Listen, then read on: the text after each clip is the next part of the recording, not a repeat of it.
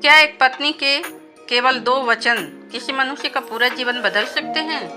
क्या एक ऐसा व्यक्ति जो अपनी पत्नी के प्रेम में पूरी तरह डूबा हुआ था, आगे चलकर भगवान श्री राम का सबसे महान भक्त बन सकता है? और क्या सचमुच गोस्वामी तुलसीदास को स्वयं भगवान श्री राम के दर्शन हुए थे? आज हम जानेंगे तुलसीदास जी की जीवन की वह अद्भुत भावनात्मक और प्रेरणादायक कथा, जिसने न केवल उनके जीवन को बदला बल्कि करोड़ों लोगों के हृदय में श्री राम के प्रति अटूट भक्ति का दीप भी प्रज्वलित कर दिया। 16वीं शताब्दी का भारत समाज अनेक कठिनाइयों और धार्मिक भ्रमों से घिरा हुआ था। ऐसे समय में उत्तर प्रदेश के चित्रकूट क्षेत्र के निकट स्थित राजापुर गांव में एक ब्राह्मण परिवार में एक दिव्य बालक का जन्म हुआ। परंपरा के अनुसार जन्म लेते ही उस बालक के मुख से पहला शब्द निकला, राम। यही कारण था कि उसका नाम राम बोला रखा गया। आगे चलकर यही बालक संसार के महान संत गोस्वामी तुलसीदास के नाम से प्रसिद्ध हुआ। कहा जाता है कि उसका जन्म अत्यंत अद्भुत परिस्थितियों में हुआ था, लेकिन जन्म के कुछ ही समय बाद उनके माता पिता का साया उनसे छिन गया। नन्हे राम बोला का बचपन अभाव, अकेलेपन और संघर्ष में बीता। कई दिनों तक उन्हें भरपेट भोजन भी नसीब नहीं होता था। फिर भी ईश्वर की कृपा हर पल उनके साथ थी। कुछ समय बाद उनकी भेंट एक महान संत गुरु नरहरि दास से हुई। गुरु ने उस बालक के तेज को पहचान लिया और उसे अपने आश्रम ले आए। वहीं से राम बोला के जीवन की नई शुरुआत हुई। उन्होंने वेद, उपनिषद, पुराण, संस्कृत, व्याकरण और धर्म शास्त्रों का अध्ययन किया, लेकिन सबसे अधिक जिस कथा ने उनके हृदय को छुआ वह थी भगवान राम की कथा। गुरु नरहरि दास जब भी भगवान राम कथा सुनाते, राम बोला मंत्र मुग्ध होकर सुनते रहते। उनके हृदय में श्री राम के प्रति भक्ति का एक छोटा सा बीज अंकुरित हो चुका था। समय बीतता गया, राम बोला अब विद्वान बन चुके थे और लोग उन्हें तुलसीदास के नाम से जानने लगे। उनकी वाणी मधुर थी, ज्ञान अद्भुत था और स्मरण शक्ति विलक्षण थी। दूर दूर से लोग उनकी कथा सुनने आते थे। समय आने पर उनका विवाह एक अत्यंत सुंदर, विदुषी और धर्मपरायण कन्या रत्नावली से हुआ। रत्नावली केवल रूपवान ही नहीं थी, बल्कि बुद्धिमान और आध्यात्मिक विचारों वाली भी थी। विवाह के बाद तुलसीदास अपनी पत्नी से इतना प्रेम करने लगे कि उनके बिना एक क्षण भी रहना कठिन लगता था। वे जहाँ जाते रत्नावली का स्मरण उनके साथ रहता। उनका मन कथा, अध्ययन और अन्य कार्यों में से अधिक अपनी पत्नी के सानिध्य में ही लगा रहता था। कुछ समय बाद एक दिन रत्नावली अपने पिता के घर अर्थात अपने मायके चली गई। यह उस समय की सामान्य परंपरा थी, लेकिन तुलसीदास के लिए यह विरह असहनीय हो गया। दिन बीतने लगे, लेकिन उनका मन किसी भी कार्य में नहीं लगा। भोजन फीका लगने लगा, रातों की नींद उड़ गई और हर पल केवल एक ही इच्छा मन में उठती, काश मैं रत्नावली से मिल पाता। आखिरकार एक दिन उन्होंने निश्चय कर लिया कि चाहे कैसे भी परिस्थिति हो, वे उसी रात अपनी पत्नी से मिलने अवश्य जाएंगे।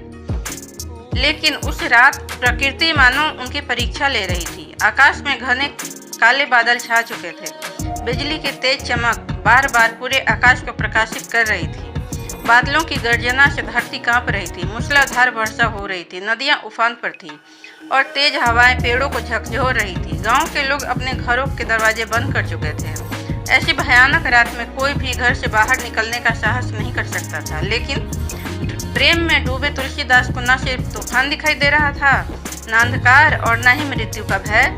वे तेजी से नदी के किनारे पहुंचे। नदी प्रचंड वेग से बह रही थी। नाविकों ने हाथ जोड़कर कहा, महाराज, आज नदी पार करना असंभव है। कृपया सुबह होने तक प्रतीक्षा कीजिए। लेकिन तुलसीदास का मन किसी भी कीमत पर रुकने को तैयार नहीं था। उन्होंने श्री राम का स्मरण किया और उफनती नदी में उतर गए।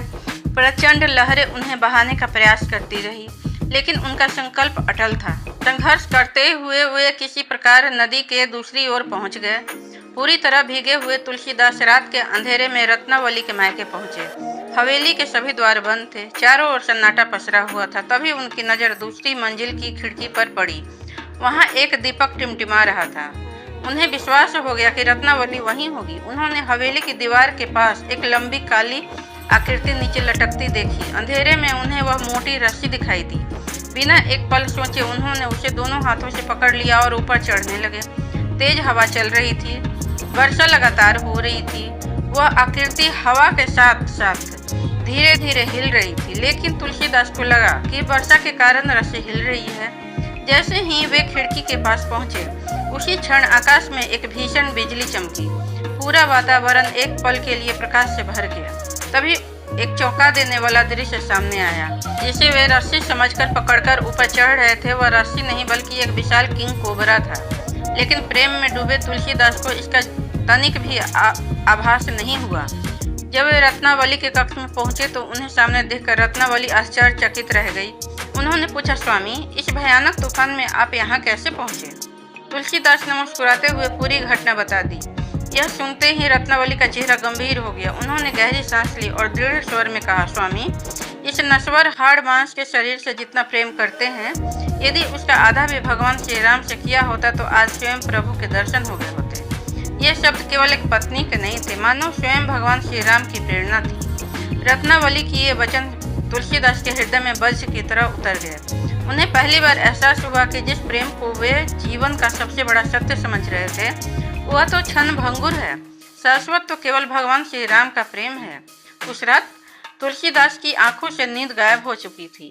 वे देर तक मौन बैठे रहे। उनके मन में बार बार रत्नावली के शब्द गूंज रहे थे।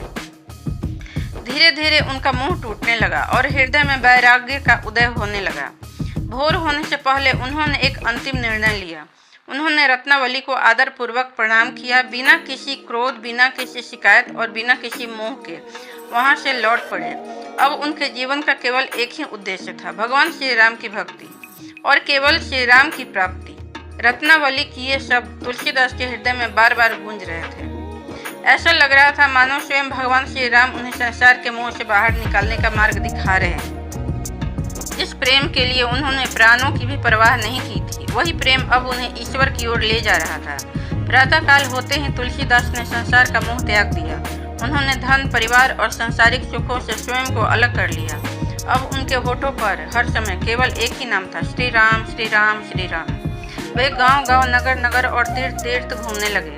जहाँ भी भगवान श्री राम का मंदिर दिखाई देता, वह घंटों बैठकर राम नाम का जप करते।